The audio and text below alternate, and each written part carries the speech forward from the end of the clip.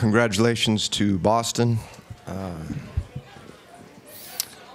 Extremely tough series. Both teams battled every night, and that's what playoff basketball is. You got to be ready right from the tip, from game 1 all the way through game 7 or however long that series lasts. But they deserve credit for winning the series, so congratulations to them. Bill Doyle, Worcester Telegram. Could you just talk about how Al Horford was so aggressive and took the ball to the basket against you guys? Yeah, Al played well throughout the entire series, caused a lot of problems, whether it was driving to the basket, mid-range shots, post moves, getting to his, whether it was his jump hook or getting to his spots on the floor. At the top of the key a couple of times, driving it, not just tonight, but just knowing how to play. He's a veteran that's been around, been through a lot of battles, been through Game 7s before, so he deserves credit for, the way he played, but just the knowledge of playing and understanding what playoff games, playoff series are like and how you have to battle. Coach, why was it so difficult tonight to get Giannis in position to score? It seemed like he struggled to get good looks most of the night. Well, early on, the game was physical, I would say. I think the series has been physical, which is typical of the playoffs. I don't think that's new for anybody. Obviously there was a stretch, we played him the whole second, but basically, the foul trouble took him out, didn't close out the half, in regards to, being off the floor. But their defense loaded up to him quite a few times, and then it's, a decision, can he make the play at the rim? Can he make the kick out? I still think he was aggressive, trying to make the right plays. I think he played a great series.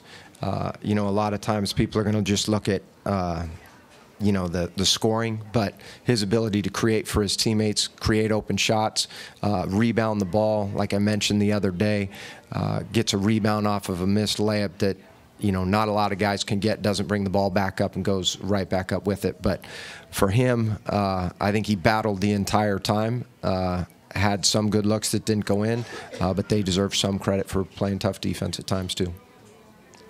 Coach, 0 fast break points for you guys tonight. What went wrong in that regard? Well, they shot, one of the things is they shot 54%, and then one of the things we've talked a lot about here, and it wasn't too bad, but 11 offensive rebounds, that's another thing so you shoot a high percentage, another thing that's going to stop the break. Now, we want to get out and run off of makes when we can as well, but it sometimes can be more difficult, as everybody knows.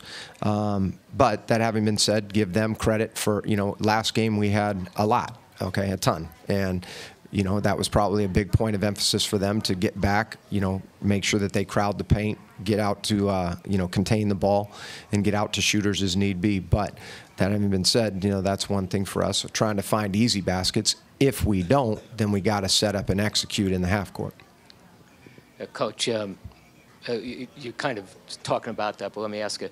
First, Giannis had foul trouble, so how much did that play into the way you were coaching? And also the second part, when they're playing with such force, how do you counter it? Because they were executing, they played great. They played a great game. Mm-hmm. No, they played well. You meet force with force. Bled and Giannis both had 3 fouls. We were trying to manage that in the first half, and that's just part of the game. It's, you always have your game plan and your rotation set. That's one of the things people always talk about, rotations. Well, what's this guy's rotation and when does this happen? Well, things like fouls impact that, so guys have to come in and out of the game at different times. And so in this case, both Giannis and Bled in the first half, we had to manage that a little bit. Coach, Jared Weiss from The Athletic. Giannis was dominant for most of the series, but Boston found ways to try to contain him or take him a little out of his game. As you look towards the future for him, where do you think that this series shows areas that he needs to grow in and continue to develop in so he can become the best player in the game? Well, all of these experiences, and he even alluded to it after Game 6, what a big experience that was for us to win that game, to force the Game 7. We had been in that position before. So now we've been in a Game 7. You can go up and down the list of guys now that you can say have been in it. He's been in it, obviously. And I think every experience in a playoff series, games, don't take the Game 7, all of it is invaluable and a tremendous learning experience. And Giannis's ceiling, as we know, is tremendous, and he's getting better every day. And I think that's a scary thing for everybody in the league to think about, that the things that he's doing on the floor to make his teammates better, to make himself better. There were stretches of the season where he shot an extremely high clip from the three-point line. So the more and more he gets comfortable there, the more and more dangerous he'll be, because obviously everybody knows how well he can get to the rim. But his ability to cause problems in so many places on the floor, talking about Al earlier, but, Giannis is a ball handler. He's a pick-and-roll player. He's a screen setter, offensive rebounder, pushes it in transition. These are all valuable experiences, but he still has room to grow, and I think that's scary for a lot of people, to be something for a lot of people to worry about moving forward, because he's that good. Joe Matt Velasquez, Milwaukee Journal-Sentinel.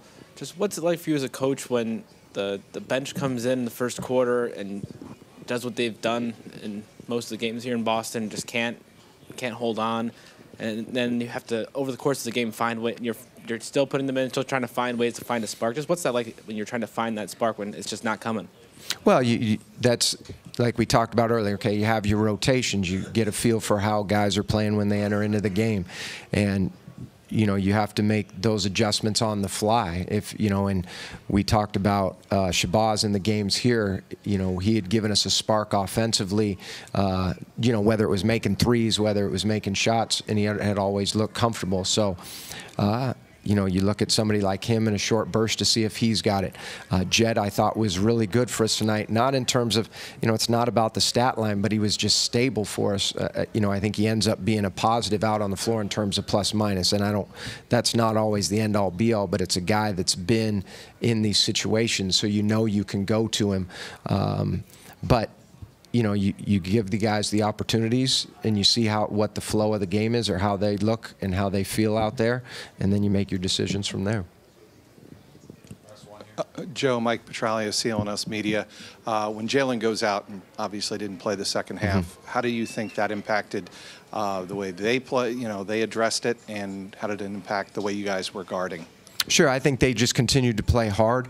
That's one of the things we always talk about is next man step up. And in this case, you get a guy like Marcus Smart who plays 32 minutes. And to be able to come back off of injury, it's not easy to step in, get a rhythm, and get a feel. And he's done that in a playoff series. And so for him, when Jalen went out, I don't think it changed the way they played. It just was another player that they weren't able to utilize. But again, I give credit to their entire team. But like I just mentioned, Marcus played 32 minutes, so I think that's where some of those minutes went. But other guys deserve credit too for playing the way they did. I thought Shane Larkin played a pretty solid game for them as well, coming off the bench.